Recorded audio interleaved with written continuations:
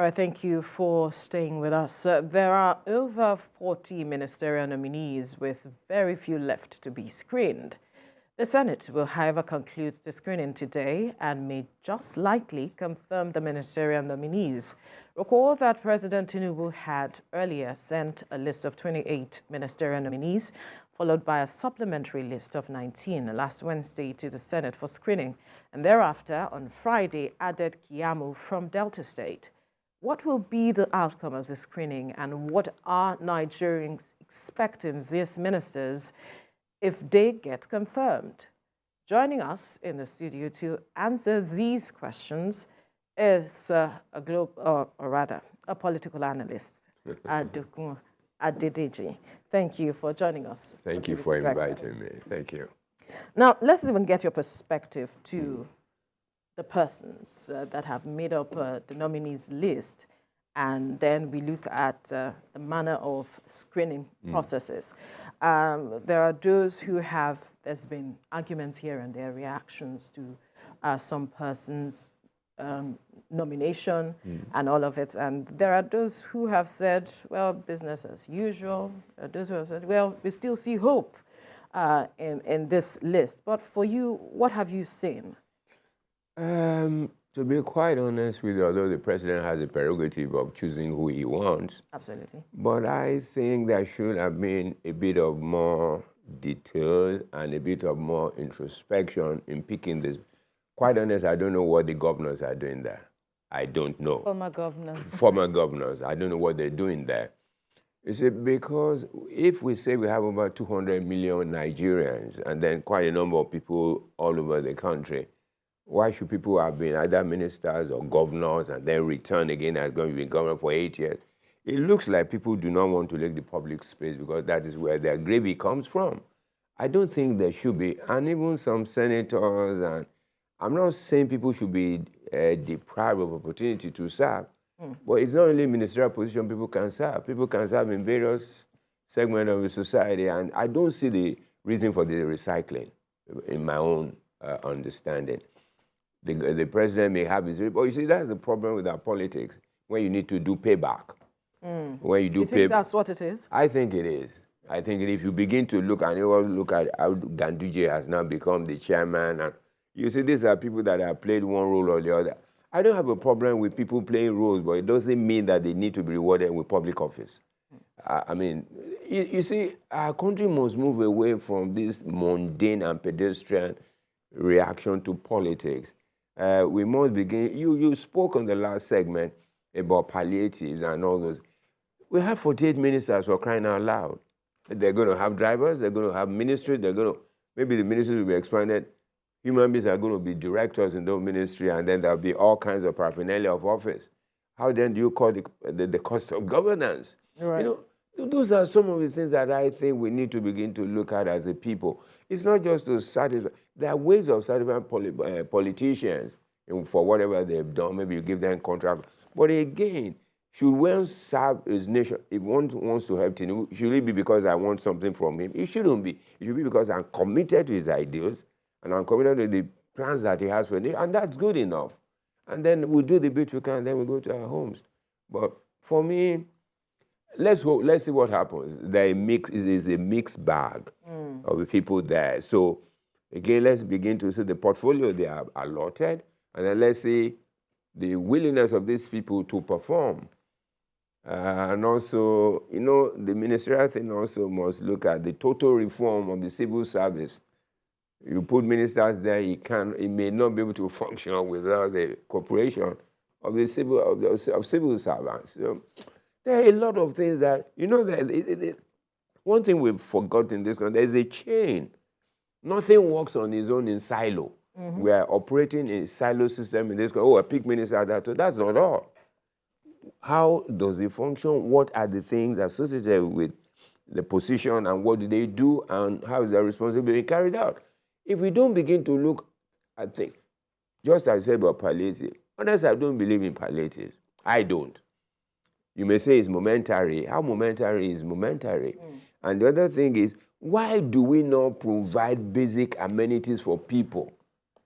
And then instead of salary increase, if you increase my salary today, in 3 months it's going to come back to normal, like it used to be, because I've now extended my spending on those things that I never was able to do. Anyway, we're talking about ministers. Right. So, Right. I also wanted to know, on the other hand, what you think of the screening so far, because we've had, all sorts of personalities in the list, diverse personalities from various, fields, even though you can argue, I take your point that, these people appear to have, they've served, in one capacity or the other in previous administrations. But some, on the other hand, have said it helps, it comes with governance, it comes with experience, I should say. Yeah. But on the part of the senators, in their roles, what have been the high and the low points for you? I listened to Senator Okwemi Bamidele, who I think is a majority person or something, say, oh, they have their own rules. They are guided, the screening is guided by the rules. For crying out loud, for me, should they be satisfied with that kind of rule that permits them only to say bow and go? In a country where you want to put people to governance, and then you just say, oh, because you've been a governor before, you did this, you did that, bow and go. Look, screening in places are taken seriously. I don't know how you screen 40 people in 3 days. For me, there's no screening. Although some people were screened, like maybe Alausa or a few people who spend about an hour. This guy from Bosun Tijani. Yes. Because he was screened because of personal problem, personal vendetta, or saying, oh, we want to remind you of what you had done. He made some statements on Oh, yes, on social media. Basically, that was what they were screening. They weren't screening his competence. The thing about screening, don't come screening because of your own perception. There should be a way. Look, one thing that, again, I was against was the fact that you send names of people without portfolio. Right. So why are you screening them? You're screening somebody like Tijani. Where is he going to serve? And then it is where you know where he's going to serve, then you tailor your questions to his capability to address the challenges of that sector. What if now they take him to energy? Or they take him to something, maybe sports? So you don't begin to give impression that anybody can do anything. Not at this time. We want to build a nation. Not everybody can just do anything. We may say people are supposed to be versed and supposed to be knowledgeable, but there should be a specificity. The only people that are obvious are maybe like Wale Edun. It's like to be in finance or all those things. Maybe Latif Fagbemi, maybe it's like he's a lawyer, maybe they put in justice. Apart from those two, look at health. There are about 5 professionals who are medical. Pate is there. Better Edu. So where are you screening them? What are you screening them for? That's why you then can ask the daily, are likely to be reciting national anthem. What is the relevance of national anthem to a ministerial position? I'm not saying it's not good to know the anthem, but hey, you are screening me and you're asking me to sing the national anthem, to what purpose? I mean, let's get serious in this country for Christ's sake. I don't think they've done a good job, but again, listening to Okwemi, he says we are novices, we don't know how the Senate works. If that is how the Senate works, then we don't have a Senate. But there are those who have been there, who have the experience, who are still there. Yeah. That should know how this is done. You know the thing for me also, it comes back to the way we pay our politics. How did many of them get to Senate? For as long as Nigerians are not interested, we're interested in voting for the president. As if the president will be a magician and does things. He can't get anything done without the National Assembly. And so we allow anybody to go to National Assembly and then they hold us back. And then the president comes and wants to buy 2 cars. They say, oh, go buy 2 cars because we want to buy cars as well. It can't be quid pro quo the way we run government in this country. I think from the very basic, we need to get serious.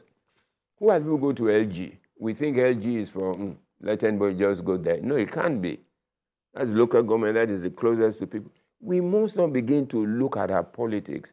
How do we play this politics? Who are the people? We don't have a process of leadership. Anybody can be anything. It can't be. It shouldn't be, let me say. We must have a process. In the UK, for instance, you can't be a prime minister without being an MP. and you have to go through your constituency to be the MP, and you must be the MP, and the people must see. But here, there's no process in leadership. There's no funnel through which people, no structure. So you just wake up and say, oh, this person is this. We all clap. And then when we clap, everybody begins to say, how does a gravy comes to me from this person, who is his cousin, who is his uncle? That's the only thing we do. Nigeria, we need to change our politics. These things is showing us day by day. For me, I would have expected the president to be a bit different from people before him. He won the election in February. It was declared since February. Why did we need to wait for 60 days for these people to be ministers? He knew them. Nothing will have changed if he had submitted their names this first or second week. Nothing will have. But you see, he left himself to pressure.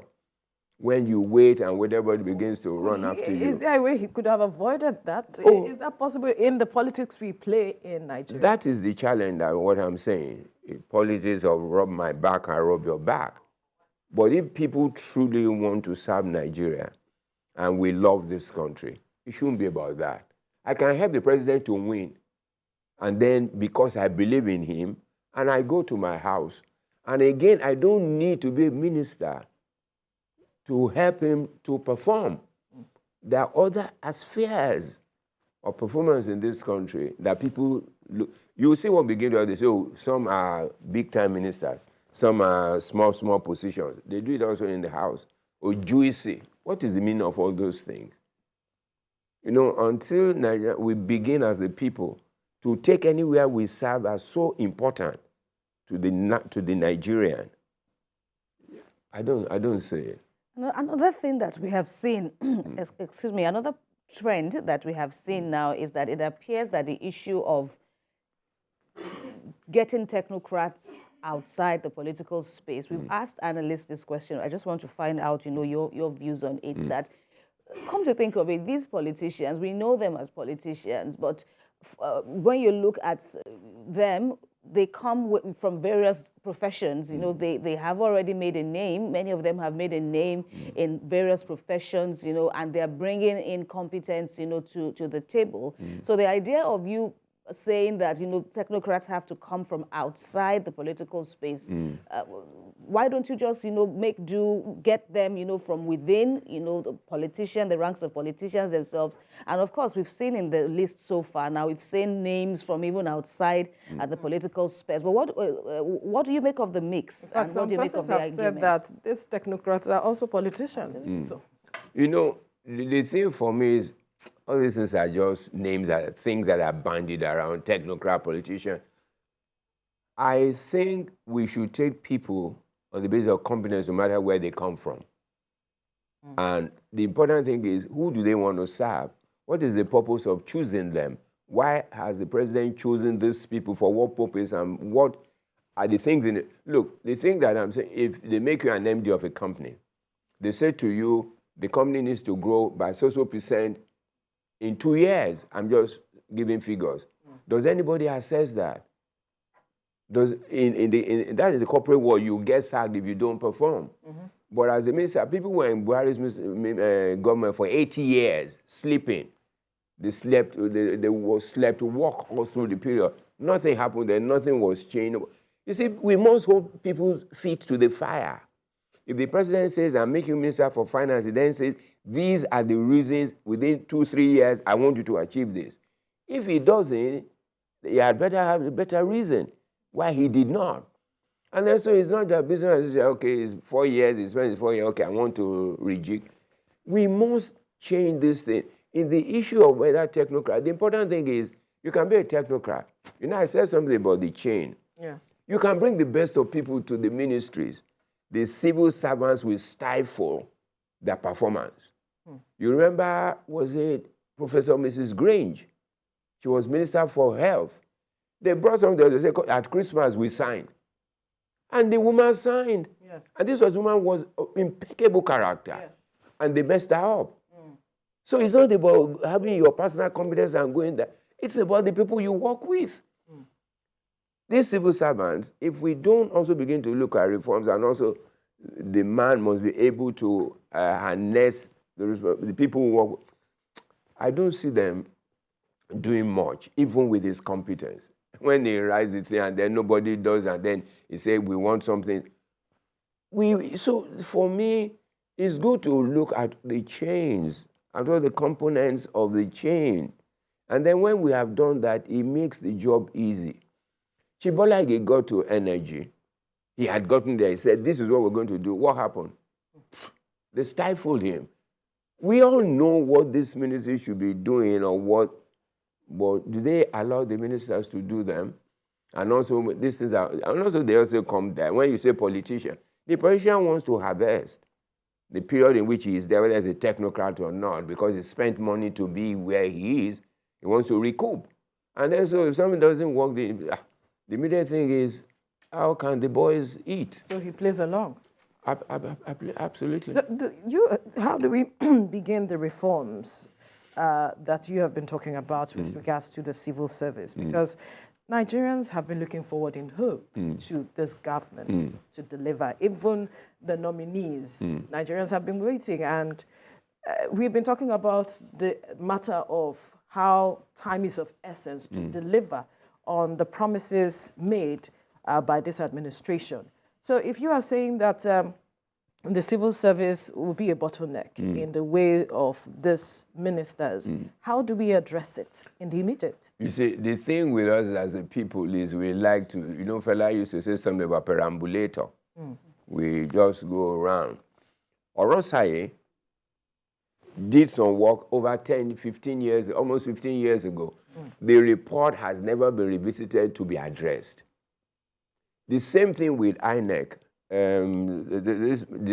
What's this justice? I've forgotten his name. Was Chief Justice at one time, who was ways. Yeah. Sat, and then there was a report. How many of those things have been sat down and then to see how they fit and how they work together? Look at all the ministries. Now we're going to have more ministries. There'll be MDAs. There'll be agencies. Many, I know it's in a state, for instance, let me not mention it. There'll be a commissioner.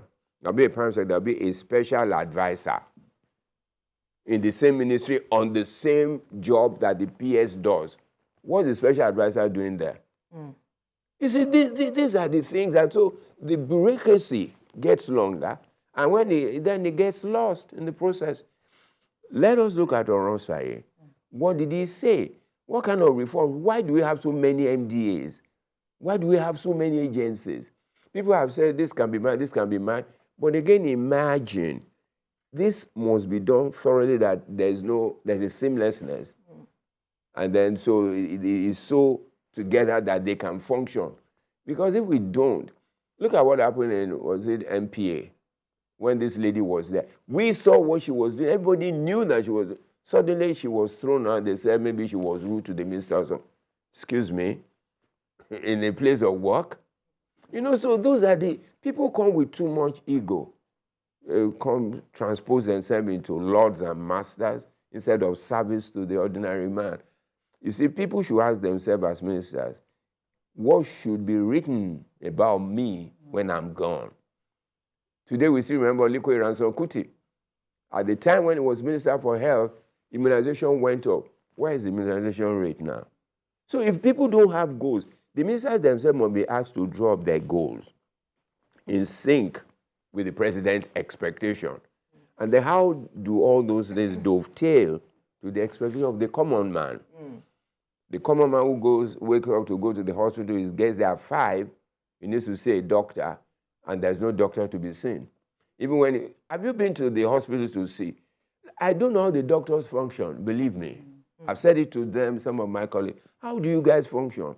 When you sit here, the patient buys the gloves, he buys this, he buys the water, he buys the bed sheet, and then you say you are doing delivery, health delivery, excuse me. I mean, so people then work for the sake of just working and getting their pay.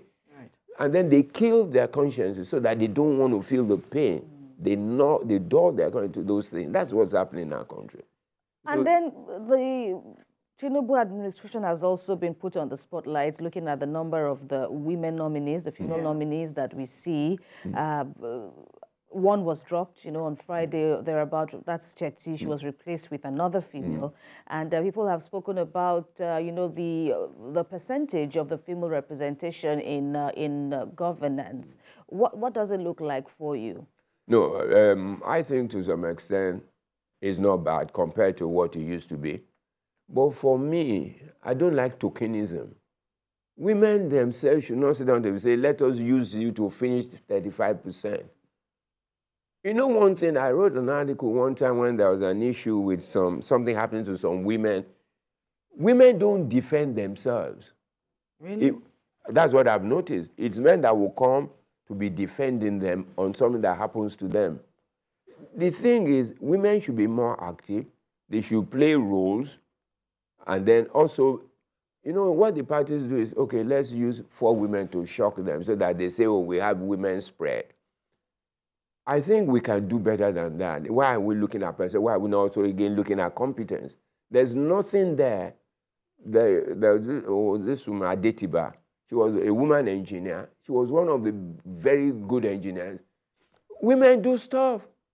So it's not that they cannot, but because their role is limited to second fiddle, let's remember them, let's put them there. I don't believe in tokenism, but this number is, to some extent, is fair compared to what it used to be. But let it reflect better that that more women that can do things in this country. A woman can be Minister for Justice. The Solicitor General right now is a woman. So what is wrong with us? We talk about experience. American politics, I remember when Obama ran. Oh, they said he's a first-time senator. What does he know?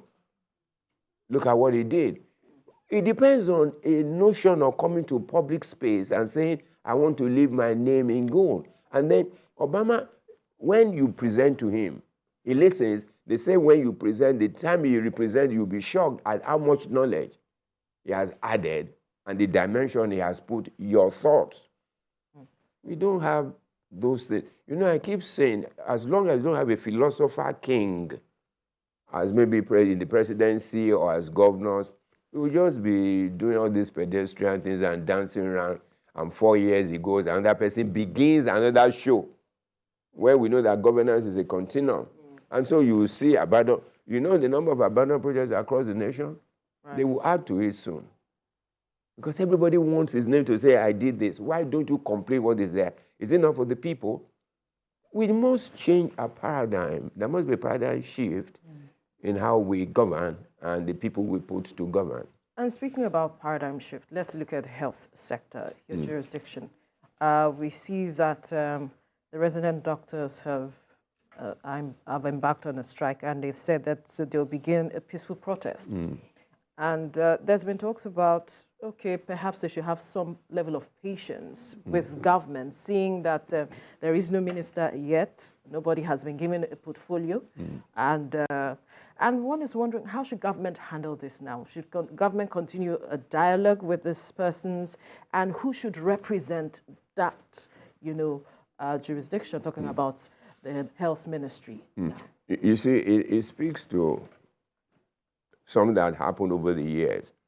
I've said it to my colleagues. One thing that pains me is doctors ourselves, we are not handling a situation very well. What do I mean by that? I've said to them, you have a PRO, you have a president, let's not wait for strikes to let people know. Let's constitute a team and say, look, can we invite stakeholders to come and visit the hospital, spend a day in the hospital? When the ordinary person sees the condition under which they work, they will fight for them. And let doctors also drop the arrogance of, I'm a doctor, this. Oh, yes, you're a doctor, but use it for a better purpose.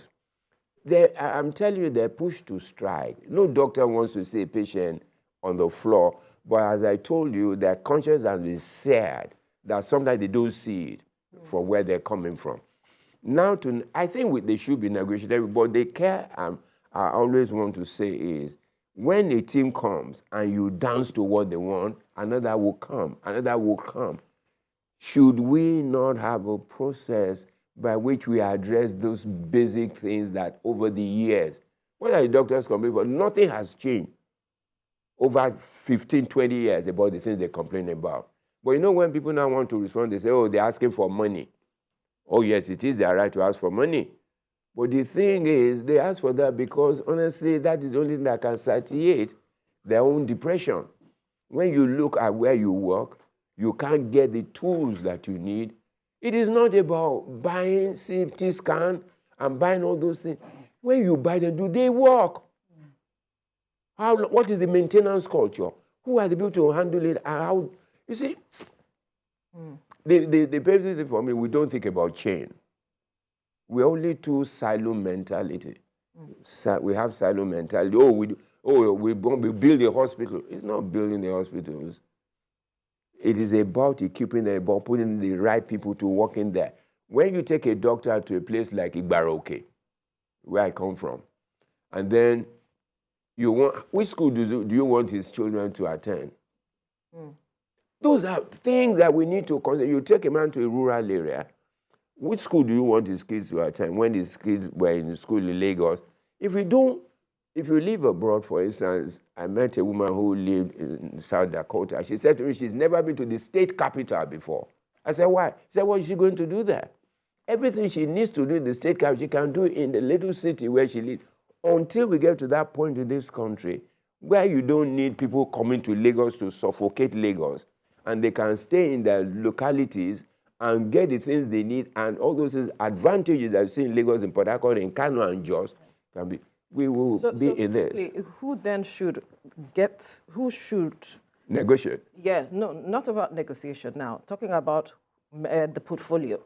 Who should be that persona that should handle that portfolio? Let me even also add, to that question, because this might just be the last question. The fact that the ministers already have their work cut out for them, and the issue of strikes. Now, you made a point about if you grant these demands, other unions are looking. NLC too had this protest last week, and so we're going to have like ministries, dialoguing with the unions. Of course, health for one, and then the issue of the other ministry involved with labor unions and all that. What will be your expectations in this regard, and how they can do things differently as opposed to how the past governments have done? I think people can perform.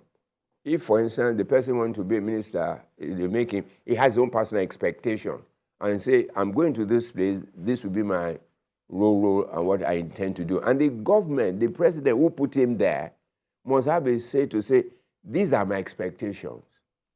And then that is the only way people can perform. But nothing is expected from these people. Even us as people, what is the expectation of the ministers?